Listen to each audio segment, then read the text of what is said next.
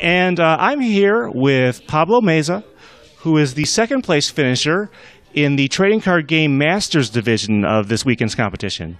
And Pablo, first of all, where are you from and how'd you get into Pokemon? I'm from Mexico, and I got into Pokemon through the video game like almost 20 years ago. Great to hear that. All right. Well, the deck you played for this tournament was the Decidueye GX, which is obviously, one of the new ones from the Sun and Moon, one of the decks to come out of that. First of all, why did you choose that deck for this tournament?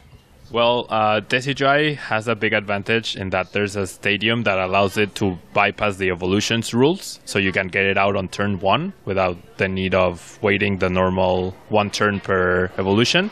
So that's a really big advantage. And then there's also the Vileplume card, which pairs really well with it because it's also a grass-type Pokemon, can also skip those evolution rules, and really limits what your opponent can do throughout a game.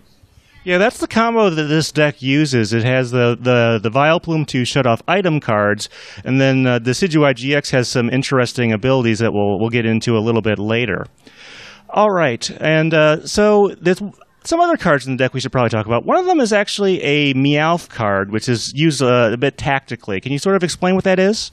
Well, the Meowth deals 50 damage to any Pokemon you want that already has damage counters. And then Decidueye's ability allows you to place 2 damage counters wherever you want. So combined, they deal 70 damage to any Pokemon you want. And placing those damage counters and knowing where to place them is really important. Yeah, so you don't have to obviously go into every scenario because every matchup is going to be different there, but what are some of the general criteria you use to decide when you use that ability where to put the counters? Well, you usually have to assess what threats your opponent has that can allow him to win the game, and therefore you try to KO them before they become a real threat. And there's also the fact that you have to evaluate if you can KO them in time, or if you're better off targeting lower HP Pokemon such as Shaymin EX, which everybody is running, and you can easily KO as they have a lower HP. So you have to do that balance between what's threatening me and can they threaten me in time before I KO the other Pokemon, how many prize cards do I win. There's a lot of factors that go into making those micro decisions of where to place the damage counters. Sounds like something that takes a lot of practice to get good at there. All right, well, why don't you tell the folks at home what worked well for the deck in this tournament so they can kind of know what you did right there? Well, the deck, what worked well was the pairing of Decidueye Vileplume is super strong because Decidueye is a really big HP Pokemon. Vileplume limits what your opponent does, and the extra damage counters allows you to, even if the game slows down to like drawing only 1 card per turn and not using any item cards, you are still putting a lot of pressure through the ability. So that ability is what makes the deck really work. And then you have really good cost-effective attackers such as Meowth and such as Lugia EX as well. Yeah, you do need to have a little bit of type diversity in that deck, so that's where the Meowth and Lugia EX come in handy. All right, so in the finals, you were paired against a guy who was using a Volcanion deck, which, just on the face of it, is definitely a tough matchup. What kind of happened? Let the folks at home know about that. Well, yeah, Volcanion is a tough matchup just on paper because your biggest Pokemon has a weakness to fire. But a lot depends on Vileplume. The coin flip to decide who goes first is very big in how the matchup plays out. Because if you allow Volcanion to have 1 turn of item cards, they can just completely demolish you. So going first and getting that turn 1 Vileplume is the most crucial aspect of the matchup, and also finding your non-fire type weak attackers such as Lugia EX and such as Meowth so that you can put even more pressure on the bench. Yeah, so in the first game, if the folks at home watch that, they would see that you did go first, but you ran into some trouble there. What kind of happened?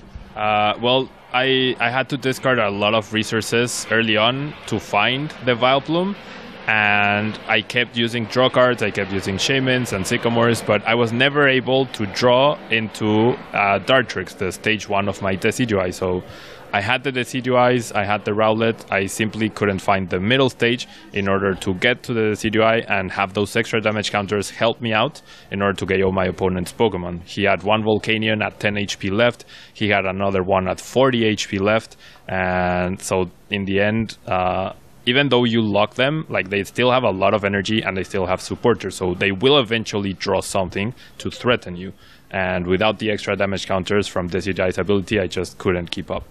Yeah, that's something you can definitely run into. And now in the second game, you got a lock very quickly and were able to basically shut your opponent down. Third game, not only were you going, second because you had won the second game and your opponent, as usual, elects to go first.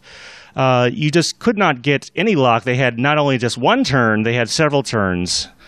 And at that point, you kind of just knew you had to sort of give up and move on, huh? Yeah, like that game, I had the full Decidueye line ready on turn 1, but I had no draw supporters, no Ultra Balls, no Trainer's Mail to search out Shaman. I had nothing else, so... and he got the perfect setup of a single baby Volcanion and 2 Volcanion EXs on the bench, and they were both already powered up by turn 2, so there was no humanly possible way I could have won that match. Yeah, kind of a bummer there. Anything you might change going forward with it? With how the metagame is probably going to develop from this point onwards, there will probably be a very big need to tech for the mirror matches. Meowth, as the tournament progressed, it became even more and more important. For some reason, Meowth came in super clutch today. All three matches were... The first 2 were won solely by Meowth, and you saw how important it was in Game 2. But other than that, I would love, there's a third Lysander I would love to have, there's a third Flowstone I would love to have, but the list is so tight because you have so many Pokemon that today I don't think I would change a single card. Gotcha there. Well, like I said, second place, nothing to scoff at, and we certainly look to see more from you in the future. All right. Thank you very much, Pablo. This has been Stephen Reich from the Melbourne Park Function Center in Melbourne, Australia at the Pokemon Oceania International Championship 2017.